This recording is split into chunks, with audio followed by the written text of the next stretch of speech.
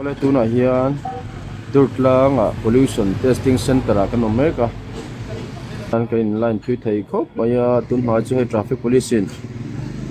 no tolerance zone an tia ngeidam na omlo an ti wang hian vitam takin document kan lote ni fel tumin tu na he kan in boi pui meka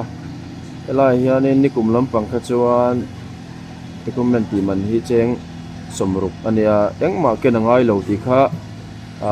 he video lo en tu te kan han shil she shim cheu ni e